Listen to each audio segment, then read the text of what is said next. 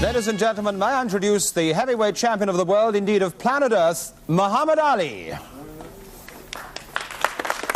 Who's the greatest, prettiest dude who talked to the people all the way through? Who's the finest there'll ever be? You got to abuse Muhammad Ali. Who's the greatest king of the world? As you see, Mohammed, we've gathered a few of our friends, and I think friends of yours here this afternoon. They're going to be asking you... I see one fella out there. Do you get an ache on the jaw when you see him? My friend, he knocked me down once. We're going to counter that in a second. A lot of these guys have followed you all over the world, writing about your fights. We've got one or two people from the show business world here, and we've got some ladies too who are in the business of journalism. They're going to ask you questions soon, but can I start by asking you a few questions? I want to say first how much of a pleasure it is to see you back in London. And I know that you've said in the past that you regard Britain as your second home. Why is that? Well, when I say that, I really mean sports-wise, because in many cases you can say Britain can be ranked as #1 as far as supporting me is concerned.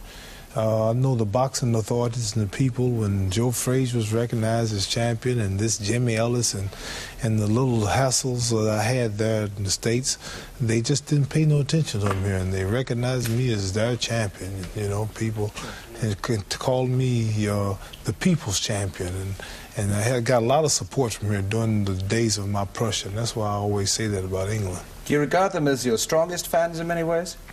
Well, you really can't say who's the strongest fans because I'm not the people. I don't know how certain people take it. One fan was so strong he got killed after my fight with Frazier, the second fight, arguing over an idea. And so we really can't say who's much stronger than a man who's dead if he's still living. But I would say that it's real debatable. Well, a lot of real fans here in England. I know you went up to Lancashire on one occasion, didn't you? And you had a lot of strong fans there. A lot of ladies who gave you a bit of a tough time, didn't they? Yes, they did. Tell us about it. Well, we went up to a supermarket there, and thousands and thousands of people. This was Birmingham and Manchester. And I just never saw so many people in one crowd. And they were crushing each other and jumping out in front of the cars and could have got hurt. And this is why I know they're sincere.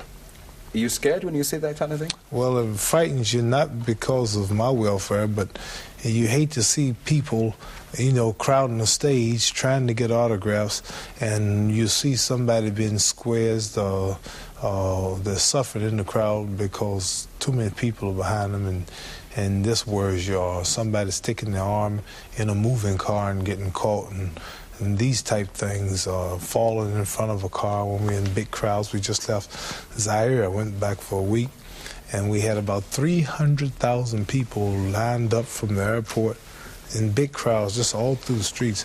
And the drivers were like racing and excited, and little children and people falling, you know, under the front wheel of the car or in front of the car, and they would stop just in time. And it would just kill me if, because of me and people admiring me, I look back and see somebody bleeding or squares half to death because they got caught in a crowd, and I feel guilty, you know, so this worries me. You've mentioned Zaire, you've mentioned this country, and of course you've mentioned your own country. Where do you think you are at your happiest? And in what kind of company? When I'm at my happiest was when I'm in Chicago with my 3 little girls and my boy and my wife in my mobile home somewhere on the highway eating hamburgers. No press or nobody around. Yeah, right. You said that those 3 girls of yours are really quite dangerous, aren't they? Yeah, they... What do you mean when you say that? Dangerous because they're pretty. And when they get to be about, I imagine, 18 or 19, I'm going to be in trouble. Some fellow told me the reason you have 3 girls and 1 boy is because you're going to be paid back for all the wrong you've done. Lord. But don't you think those kids, great kids as they are going to have a problem when they grow up because their father was the greatest of all time? Well, I think it can present not a serious problem, but wherever you go, people will point to you and say this or that. But if you keep quiet and don't publicize it, I'm sure that people really won't know who you are. And Joe Louis's daughter was was handling some job or core thing in Chicago, and didn't nobody know it was his daughter until she really told somebody, you know. If you just keep it quiet. The way they handle themselves, Right. really. Yeah. What did your mother want for you when you were a young lad, Muhammad? She just wanted me to, like all mothers, basically, to go to school, to get an education, to stay out of trouble, stay out of bad gangs, and try to be somebody in life, that's all. When did you know that you were the greatest? Well, when did I know I was the greatest? Yeah. Let me see, I was born in 1942. No, when I was 12 years old, I figured I had a great chance of being a fighter. Yeah. When I was 12. You've had so many high spots in your career, in your life, I know that, and a lot of people think that your life is a very glamorous one, and you may think that's true too. But there must have been bad moments in your career and in your life, Muhammad. Can you recall any particular Well, ones? you know, the first Frazier fight, you know, I was off 3.5 years. That was bad. And over here, a terrible moment in my life. Ooh, is when I 1963, when that Henry Cooper hit me. He hit me with a left hook. That lick was so hard, it jarred my colored friends in America. Henry, let me bring you in on this one, because, in fact, if that bell hadn't sounded, do you think you could have nailed Muhammad in that round? Oh, definitely, yeah. Definitely.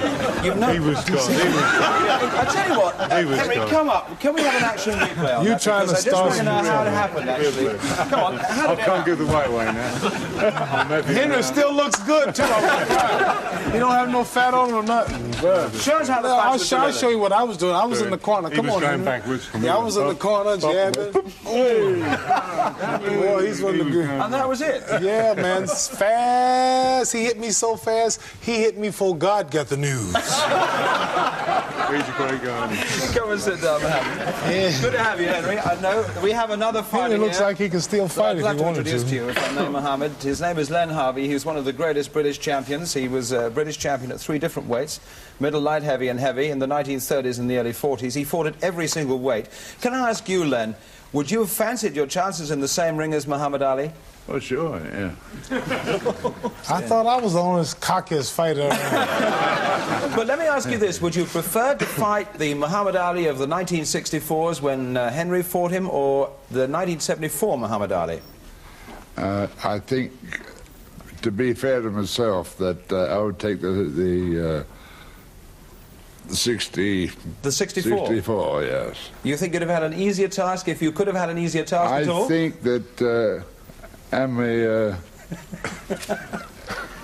won a lot of, a lot of fights after that, and he began to get good just when it's time for him to, back up. I see. Ray, I know that you've got. Do you want He to make a wanted point me there? when I was at my fastest, right? Right. He must have been fast. He was very fast. He was He very was? fast. Yeah. Reg, come in. I know there's a question that you want to put on at this point. Yes, I think Len could hold as good as you, Mohammed, which would have been very worrying.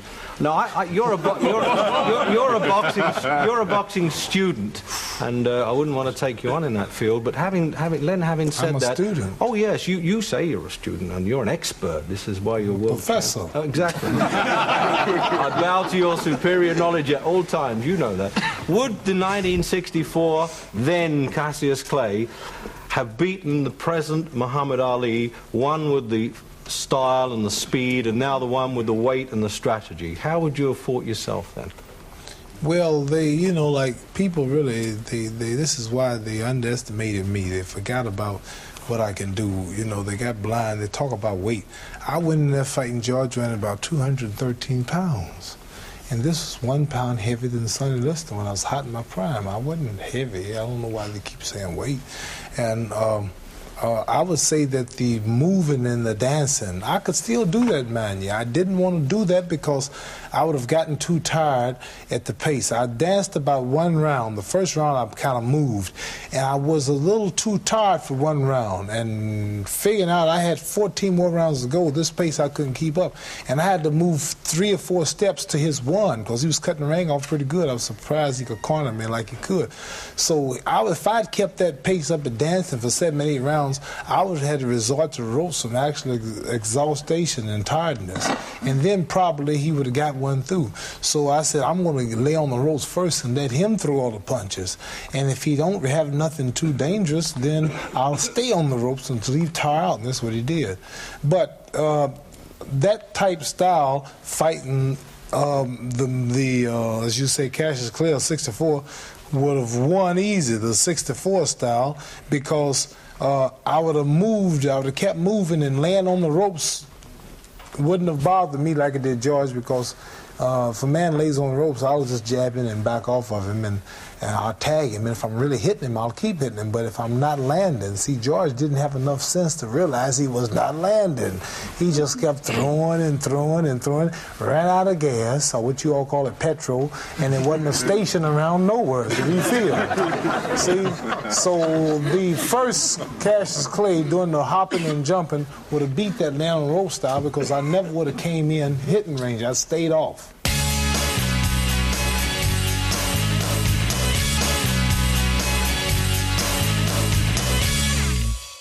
When did you decide on those tactics? Before the fight, No, Muhammad? sir. It's like, you know, I'm sure Henry will tell you, any fighter that knows what's happening, you really can't plan a fight when you're meeting a man you've never met before, right? You just have to get your tools ready. Here's a car stops on the highway. They call the AAA or whatever and say, my car's broke down. What it is, the lady, she don't know what's broke. Well, the man comes with all the tools, and he come equipped to handle whatever the problem is. An astronaut goes into space, and he pretends that something happens to the ship before he take off. He gets out and he works on it. He's not looking for something to happen, but it might happen. So I just had everything ready. Now, after the first round, being here with a top professional, a man so great, had so many knockouts, never been defeated, never been even scratched, I didn't know really how good he was. So I had to come in, actually a little nervous, and with everything ready. After one round of dancing, I found out that this would tire me out. So I would have to resort to ropes. I figured that out after the first round. So I said, I'm going to go to these ropes, and I'm going to let this man throw everything he can. Let him tire himself out. He might look like he's winning, and if he don't hurt me, I'm going to stay here. But if he should be as great as they say he is, if he hits as hard as they say he hit, when he hits you and breaks your arm, he knocked out Joe Frazier, I couldn't do it, knocked out Ken Norton. He was a big, bad giant before the fight, you remember. Now, you remember that, don't you? Yeah, I do. How bad he was? They don't say that now, but you remember he was a real bad cat the other day, right? Don't forget that. Now, after I found out he didn't have it, I stayed there. But if he had had what I thought he had or what they said he had, I'd have kept running, hoping I wouldn't get tired. Ken, you want to come back, I think, on that, don't you? Just a point, Mohammed. When we spoke about 4 hours after the fight in the bungalow in Surrey, you said that you'd suspected before the fight that that the man didn't like being hurt. Now, I know no one likes being hurt, but this had registered with you. He don't like even being hit. I mean, see, you must realize this. Here's what I told the press. I told you all everything just about what happened. I said, the man is a little too slow. The man though he has no class. The man throws a whole lot of wild punches when he's not tired. And once he's tired, he's going to be falling all over everybody, like I told you. I told you that the man is never really being hit hard. And after he hears the man say, round 4, round 5, he's only heard the man say round 3 in the last 5 or 6 years at the most. Round 6, round 7, round 8. He said, what's happening?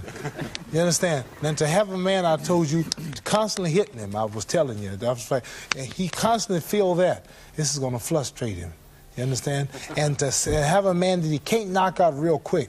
I said, this man has never been experienced. Joe Frazier was a little fat that night, got hit with some freak punch, and he never had a chance to show what he could do, and Foreman didn't have a chance to really show us what he could do. Norton got hit too quick to really see what he could do after he got tired and winded. Joe King Roman, and that's all he had was Frazier, Norton and Roman, and all of a sudden, he's one of the greatest of all times. I said, you all are wrong. This man is nothing. I'm the greatest of all times.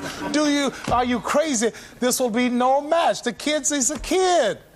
Wasn't I right? Mohammed, I know that Reg has got a point to make about the way that you fought that fight and the kind of problems that referees might have with the way tactics you adopted there. Yeah, there are some European referees, Mohammed, who say you're wrestling and hanging on a bit too much, or razzling, as you say with the States.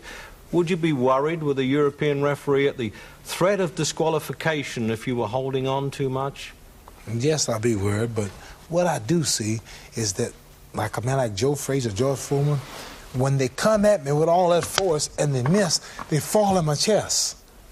And then I like rest my hand on them to hold them there so they won't do nothing in close. Right. Now, and I kind of hold him.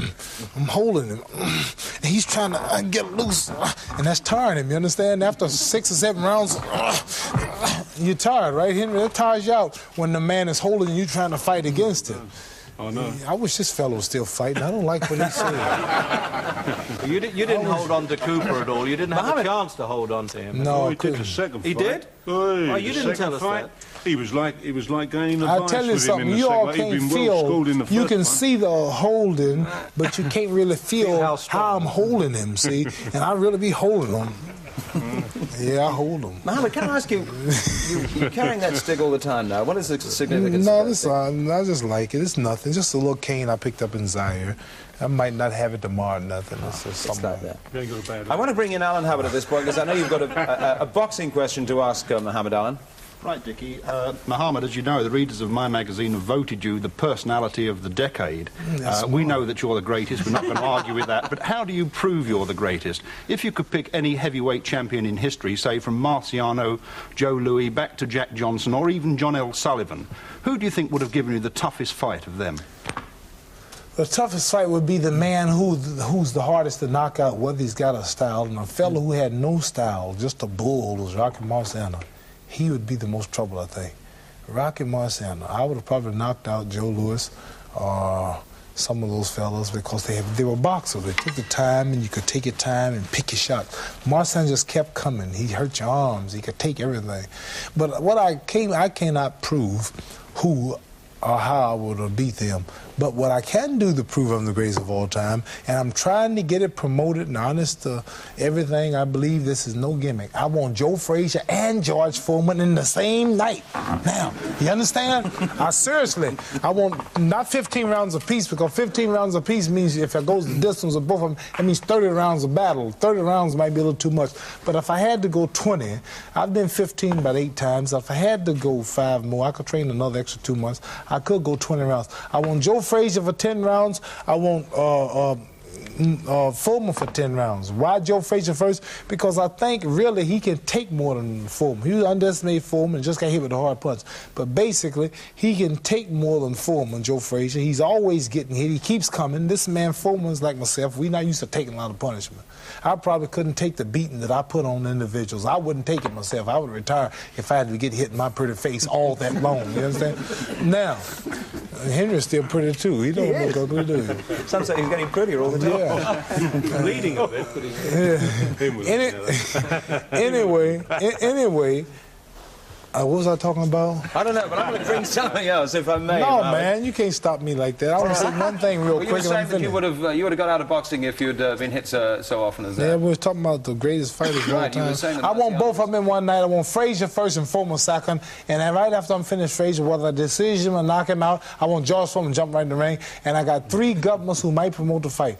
A place called Estonia, Russia, contacted us, Iran, and China. If I have to take him to the communist country, I want both of them in one night because they still got excuses. George Foreman's complaining.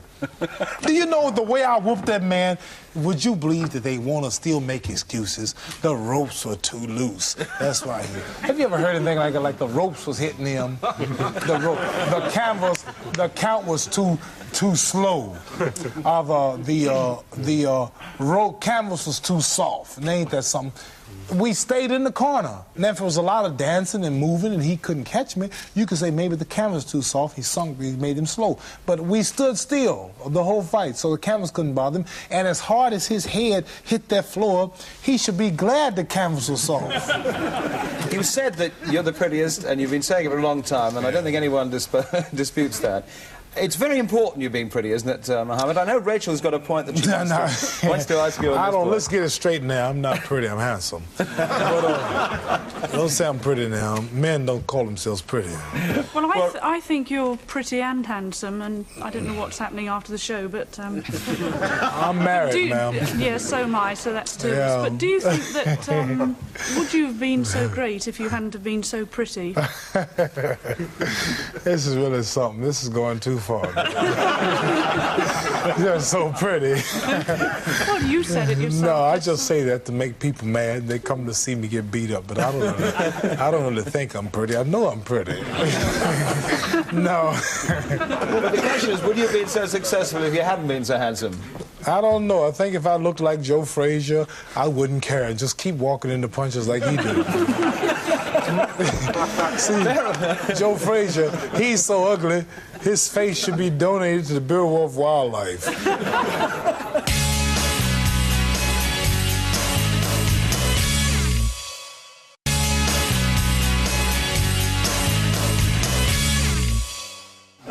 Let's get another lady in on this one. Beryl Gibbons over here has a question to ask you on computerization, actually, Mohammed. Go on, Beryl. Mohammed, you was computerised about 3 or 4 years ago, and you came about number 6. Do you think it was fair they computerised you? 6 what? 6 in line. In line on the computer. The computerization said you were 6 of one line of what? All-time great heavyweights. And do you think it was fair that they computerised you while you was acting? I don't care. And how do you think... I didn't know that until you told me. I don't pay no attention to what they say about me. All I do is just do what I have to do and get paid, and that's it. But I don't really pay no attention to the rules of boxing. I don't pay no attention. I defy all the rules. I've added pages to the book of boxing. I have this game as such a thing now until boxing promoters can no longer afford my shows. I have governments like Iran ready to put up $10 million for me to fight Joe Frazier. I have governments like Cairo, Egypt, wanting to put up $6 million for people like Ron Lyle. I have countries all back throughout Zaire talking to Mobutu. He wants him back again. They'll put up $5 more million for return with Foreman. When we talk about $10 million and $6 million and $4 million, this is unbelievable. And they don't expect to get the money back. They're promoting their countries and their ideals. So I've excelled so in this sport of boxing until Madison Square Garden is too small. Yankee Stadium is too small. The Houston Astrodome, the biggest promoters in the wealthiest Americans and Englishmen you can get for promotions cannot just promote me no more. You understand? So I've not only added pages to boxing, but added new sections to the boxing book. May I interrupt you there? Because I know there are a lot of questions to be asked. Can I just bring Colin Hart, who's a sporting journalist, to ask all of us who've covered your fights in America know very well the effect that you have on the black people of America, and they travel from coast to coast to see you. Have you ever seriously considered entering politics when your boxing career is over to perhaps help them even further? Or have you had any serious offers to enter if I enter politics, what you're saying, I know is a good question asked with the best of intent. But if I was in politics, then I couldn't help them. See, when I'm sitting in a white man's office, which it would be a building, a White House or City Hall with the American flag over my head, then I can't say things I'm saying now. You understand? Then I have to represent the people. It's all, we don't need him as the mayor. He's a bad senator. He's talking about the black people. See, God bless a child that has his own. Charity starts first at home. All I want to do, we have dope problems. We have black people, every Saturday and Friday night, weekend nights, black people fighting each other. 27 black people died in Chicago 3 weekends ago. 27 died in fighting in nightclubs over women because they hate one another. 27 died. We need a teaching from a God, a man from God, to teach him to love himself, to desire to want to be with himself, to want to help himself, to quit cutting the flesh and blood of his people, quit being violent, period. Let's unite. Let's love one another. We brothers. This is what we need. And not, if we don't respect ourselves, nobody respect us. I can't talk this in politics, see? So when I'm a representative of Allah, God, who's been appointed by Elijah Muhammad, no white man in City Hall had to give me license. You know, I'm talking some bold talk over here. Every American out here hearing it can go back and tell the president. He'll say, if he's talking about Elijah Muhammad, be quiet. We've been in America 42 years, the Muslims. Nobody attack us. They know we right. They just don't want the masses to hear this. That's why we got white women today in America coming after black people more so than ever. There's never been a day in America where so many white women were in black neighborhoods. See, the black power's coming out. Here's a brother right here. He's affected. He's not even from America. Look at his hair. He's been affected by the black man in America, his African hairstyle. This is gradually coming out, but it's going to hit America first. It's got to come there first before these people can be free. So what I'm saying is, I forgot your question now. I think you've answered very adequately. Julie, can I bring you in for your question very quickly? Julie Welsh. I got your question. Yeah, you've told us you've received enormous financial offers from, say, Estonia in Russia and in Red China to fight there. Would you fight in a country to which you were... The money offers didn't come from those countries, just the offers to fight there. But yeah, well, the question still figures. Would you fight in a country to which you were politically opposed? Say one which had a very unattractive attitude towards the black man. Oh, like America? Next question. I'll fight in America, I'll fight anywhere. Ain't no place worse than America to black people. No, I think it is a valid question, Mohammed. What about South Africa? Supposing you had a massive offer, say $20 million to fight Joe Bugner in South Africa. I'll go to South Africa for nothing, so on the conditions how I go. I'm not going to be with no white people. I admire them for wanting to stay white, and I want to stay black. So I'm not angry because of that. I don't like the injustice as far as the bad living, inadequate living. That's not my business to get in another country's affair. So I can't go over there preaching like I would in the States. But there's so many beautiful people in South Africa who love Muhammad Ali, who can't get out of the country if they want it. And I owe it to them to go shake their hands, to pick up the babies, to walk with them, to stay there 2 weeks just to get calm and let them get used to me and see me. I don't have nothing in South Africa for that. You understand? And I wouldn't dare go over there. So, well, I'm the champ of the world, and you mean I can't walk over here? Even if they did let me walk over there, eat over there, sleep over there, I can't do it comfortable knowing I'm just a hand-picked one. If I go to South Africa, I'd stay in one of the little huts, you understand? I'd let them cook me some good old African food, and I'll hang out with just them. So if I was going to fight in South Africa for 20 million or even nothing, and there was an arena there, then they'll just have to give them justice for that day and let them have this side. I wouldn't want no integration at the arena. I want all the Africans to sit on this side and all the whites to sit on that side and have a little rope that would only bother nobody and fight. Ain't nothing wrong with that. Because let me tell you something. If you have any colleges here where black people go to college, have an assembly or something and watch and see all the Jamaicans, all the Trinidadians, the West Indians, they're just naturally human together. Everybody likes to be his own. You see some bluebirds going this way, red birds flying this way. They might get all mixed up, but they'll all come out together. And you see the tigers with the tigers, the monkeys with the monkeys, the lions with the lions, the giraffes with the giraffes. They're all animal cats, but they got different hangouts. You see the eagles over here, the pigeons over here, the buzzards over here, the all-type bluebirds, the red birds, the owls. They're all birds, but they got different little cultures. You got your English talking, your English food, and you and the man in Germany are both brothers, but your cultures are different. You and the man in Russia are even more different yet. I was in Zaire, home of my brothers, but the food and the way they talk, the way they dance, I'm not home till I get back to Harlem to the brothers. Yeah, baby, I can't stand it. Yeah, see, so you understand? So ain't nothing wrong with wanting to be with your own kind. What's wrong with me wanting to be with my kind? You understand? I was at the Q Club the other night. I was stopped at Talk of the Town, but I wasn't really comfortable. The things they were singing were from Europeans, and the dances and the white girls and all that was a nice little dance, but it wasn't my culture. I went to the Q Club, you understand, where all the black folks hang out, and they was getting it, doing the James Brown, can't stand it, baby. Yeah, I was more at home there. I don't hate nobody, but I just like to be with the color folks. Mohammed, man, just before I ask you a question, your stick is holding up the microphone at the moment, so that's great. So I don't mind going to Africa, you know, just because they like to be with their own kind. That's a good place to be. I just like to see them have better conveniences. Let's bring in some more people in to ask questions. Frank, I know you want to really get back to boxing. Can we ask a question from you? Boxing means nothing when you're talking to Muhammad Ali, you're not talking to just a boxer. Well, I know you want we can talk to things more interesting than boxing. Anything, but I know Mohammed wants to ask you a question, Mohammed. It wasn't entirely about boxing, actually, Mohammed. That's what I know. That's what I was trying to tell you. See? It's a mind reader. A mind reader. I think we've all accepted, and you've certainly proved, that you could probably, almost certainly beat any heavyweight in the world today. Probably. See, he still ain't convinced. He said, I've proved that I probably could beat him. Well, there might be someone you can whoop any man on the planet. There might be someone you haven't met yet. We haven't heard of yet. You've also probably proved that you could beat any heavyweight of any time. But has it ever occurred to you, and if it hasn't, could you think about it? How do you think it might go in a boxing ring with boxing gloves against a different type of opponent, say an all-in wrestler or a karate man? Had you thought about it? I have an offer. I cannot tell you the name. I cannot mention this place. No, but there is a karate man they're trying to get me in the ring with. Well known, he's ranked. But he's going to have gloves on his feet and gloves on his hands. And they asked me, will I fight? Yeah. He cannot hit me below the belt, kick me enough. He can kick, but not below the belt.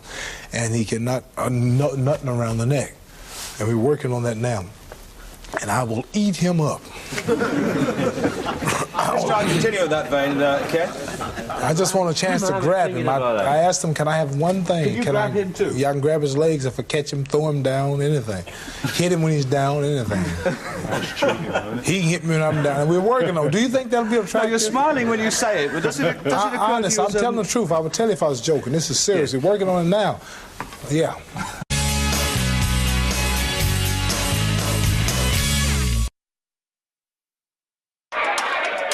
I'm young, I'm handsome, I'm fast, I'm pretty, and can't possibly be beat. I'm gonna float like a butterfly and sing like a bee. As a tribute to Ali at 70, ESPN Classic celebrates in style with a month of exceptional fights, interviews and documentaries. I'm feeling ready. On the greatest of all time. I must be the greatest. Happy birthday, Ali. All day today on ESPN Classic.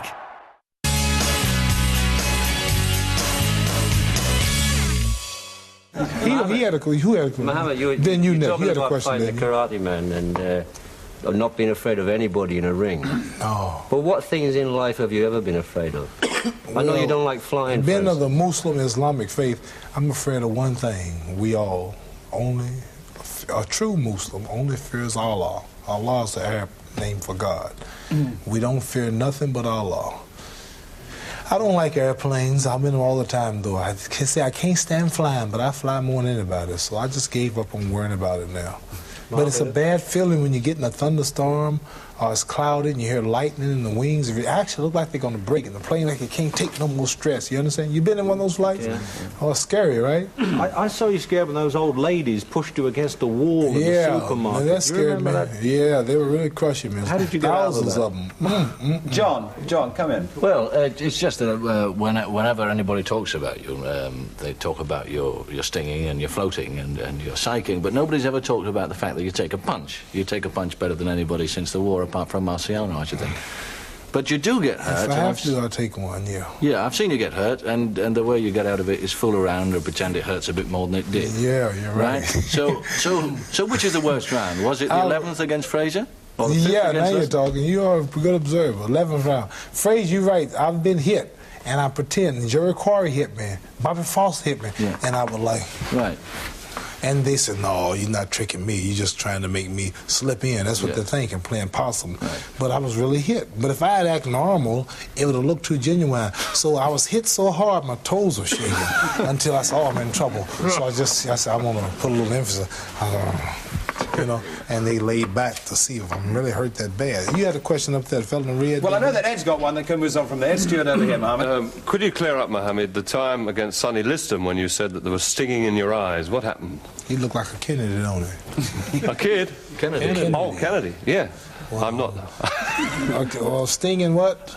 You know, Sonny Liston. Sonny Liston, you said your eyes were stinging. What happened there? I'm going to tell you something. You hear about the crooked element in boxing? I'm going to tell you another truth, honest to God truth. A fella came to my gymnasium about a week before I left Zaire. He said, do you want to win that fight in Zaire? I said, yeah, I'm going to win. Well, I got something there's no way for you to lose. I said, what? He said, little gangster cat, had his hat turned down. He's well known in the New York area. His name's been in the news. I won't say nothing. He came up to me, honest to God, he said, he had a little stuff in a bottle. He said, you see this? Yes, head turned down, about 70 years old, a little gangster fellow, you know. All I can say is he was Italian. And I'm married to one. Yeah, well, she's not a gangster. This is a gangster. He said, you take this, if you should get in trouble, rub this on your gloves. You can't see it, you can't smell it. It's hot. And then when you just jab him, as soon as you touch him, and the first bit of perspiration and just the heat, it won't blind him or hurt him for good, but for a few minutes, this man will actually not be able to see. And you use this if you have to. I took it. I said, okay, I wasn't going to use it. Wasn't thinking about that. God would punish me even think about something like that. I'm winning my fights. Honestly, I don't do that. Anyway, I still got the bottle. But the same fella was in Liston's corner the night that happened to me. And the same fellow is real tight with Jack Nylon, the Liston people. The same fellow. I can't say no names or nothing. You never guess who he is. But now, show you how he's about 70 years old, but he must have forgotten because he did that to me, and I could have popped him in the nose or had him arrested or anything. So that's what happened to me. Because you remember in the Liston fight, for one round, I couldn't hardly see. I was holding my hand out. Were you at that fight, Reggie? Yeah. And I really couldn't see. I just cleared up for some reason. And that must be what they used on me, because it didn't happen to the 5th round after I got Liston in trouble. They put that same thing on me. Nobody's ever asked you to throw a fight, Muhammad. You're not saying it the other way. Nobody's asked you to lose, have they? No, nothing like that. They tried to give me some gimmicks to win, but I wouldn't accept that. Terry Mancini. Professional footballer in the back there, Mohammed. Football? Yeah, football. He still plays? Yes, he does. Bald head man playing football? Yeah, Henry Cooper. Henry put you on the floor when he was a bald-headed man. Sure did. Who said that? He did. Same guy. I'll see you after the show. No, I agree. I agree everything that people write about you, although I don't agree with the press a lot of the times. You're the greatest, tremendous, great showman, marvellous. You said earlier that they can't fill Yankee Stadium or the Houston Astrodome. They can't what? They can't fill it. Sorry, they can fill it, and they can fill it twice over. But your pre-fight build-ups, when you go to the weigh-in and you have, or they appear mock-up battles with the other opponent, are they really? How much is that towards the well, I'm not really wanting to fight there because I wouldn't be paid. But I really do be angry. I have to psych myself up. I put myself on spots. I say. Is this for press, for the build up for the well, fight? Well, not really, because the evening of the fight is when that happens, and it's really sold out by then. But it actually puts fear in your opponent, like George Foreman. Just before the fight, I'm looking at him, and the man's giving his instructions. I said, sucker, you are in trouble tonight. You are fighting the greatest fight of all times. You heard I was the greatest, like you just said you heard this, now you see it.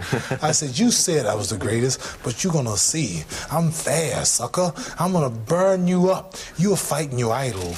When you were a little kid, you were hearing about me, you know. And he wasn't even fighting. He didn't have his first fight till 1969. I'd been exiled 2 years after all I'd done. He just started fighting. So when I was fighting people like you in the 60s, he was just a little kid in junior high school. I said, you're meeting your master, your idol.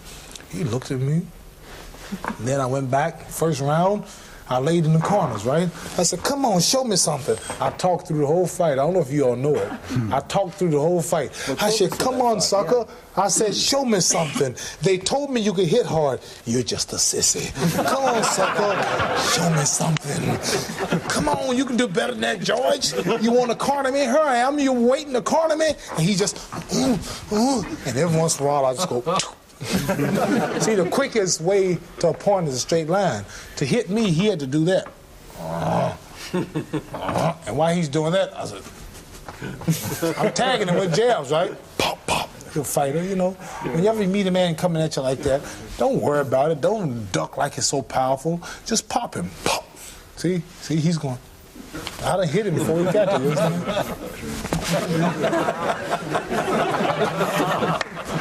He's sticking one in. What else did you say to him, Mohammed? What else did you say to him? Oh, I grabbed his head sometimes and I said, look at you. Round 7, and you're tired. You have 8 more rounds to go. Come on, keep punching. I want you to get tired. I said, uh-oh. I said, this is the wrong place to get tired. This is the wrong place to get tired. And he's just throwing them. I said, he got a couple of bruises. If you notice, his face is kind of swollen. I said, look at you. You're the world heavyweight champion. You're the world, whop, I'm hitting him. Whop, you're the world heavyweight champion. And look at me, you can't, Pop, I hit you. Just hit. Watch out, here come another one. Pop, I said, look at that. Look at that. He threw it, and then I said, come on, get him. I'm going back to the rope now. I laid back. I said, okay, take your best shot. Take your best shot. He's breathing. I said, oh, you finished, boy. You are in trouble. I said, you don't have but 2 chances, slim and none. You're in trouble. I talked to him through the whole fight. Did anyone ever talk back to you? Just a sec. Go on. No, do you want to say something about talking? He didn't say one word back to me. Yeah, I just want to ask a question. As a heavyweight, you're much faster than any other heavyweight. I'd like to know if it's always been the same. When you say light heavyweight and middleweight. Yeah, and I was the fastest then, right? Much faster than I am now. Yeah. I'm still pretty fast, but I preserve my energy. I could come out dancing and hopping like I did when I was 21, but I don't know how long I could do it. And if I do it, it might take too much out of me for the distance. From here on out, you won't see a real dancing Muhammad Ali. Right. You'll see me using my strength and my power. I'll be laying on the ropes, and I'll be letting my men take the best shots. Like you said, people realize I can take a punch now, but they always wondered if I could because I never let them see. You understand? Well, didn't you wonder? Didn't I wonder? Whether you could? You wonder what'll happen one day if, like, you fly a lot, right? You fly. Yeah. Have you ever thought about sometime, what would we do Only if something, taking off. Something happened, How would I do? You never hope it happened, but, Mohammed, I want to bring Neil Dennis-Smith in here. You want to ask a question about poetry, I think, Neil? Yes, I've always been a great admirer of your ability as a poet. Have you had to work hard at it, or is it just sheer genius? It comes to me. It comes to me naturally. And I do it mainly because of my fights, little simple rhymes. I just wrote a poem the other day entitled Truth. It says, the face of truth is open. The eyes of truth are bright. The lips of truth are ever closed. The head of truth is upright. The breast of truth stands forward. The gaze of truth is straight. Truth has neither fear nor doubt. Truth has patience to wait. The words of truth are touching. The voice of truth is deep. The law of truth is simple. All you sow, you reap.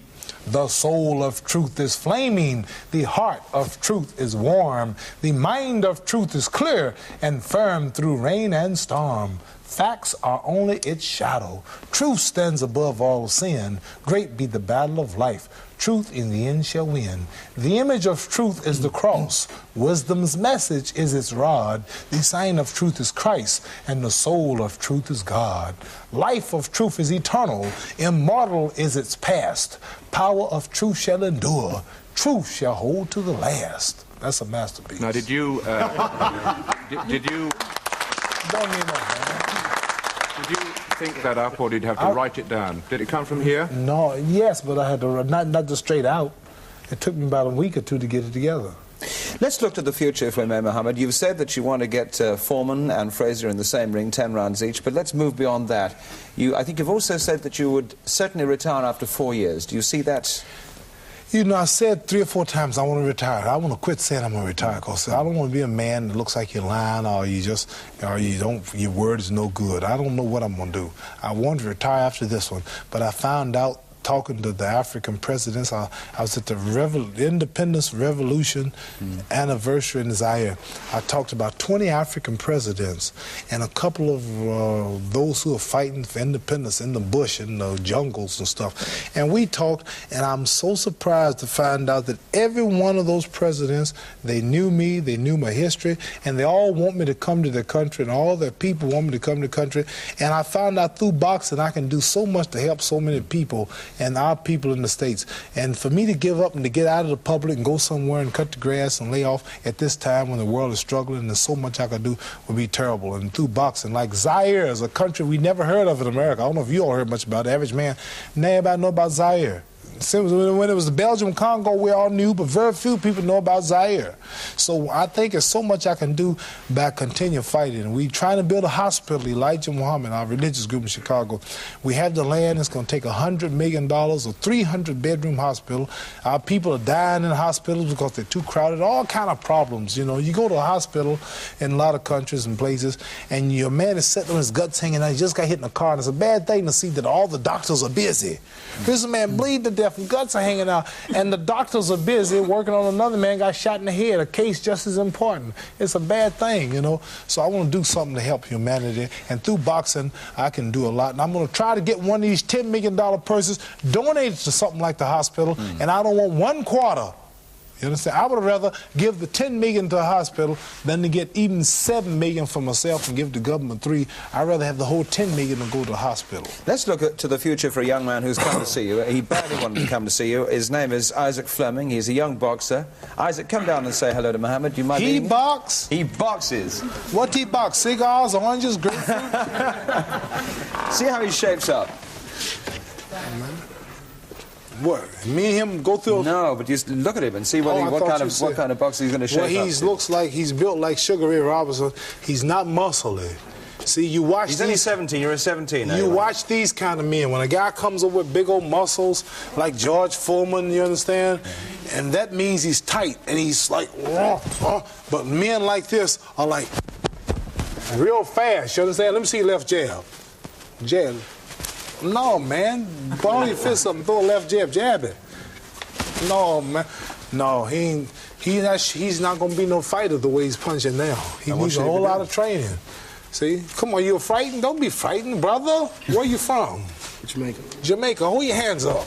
Then block my jab. How do you block this? Come on. Come on, show me something. You ain't nothing. Show me something.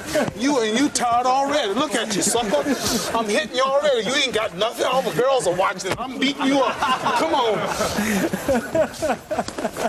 Yeah, he's pretty good. He's pretty good. Thank you very much indeed for joining us. Yeah, my friend, you are not as dumb as you look.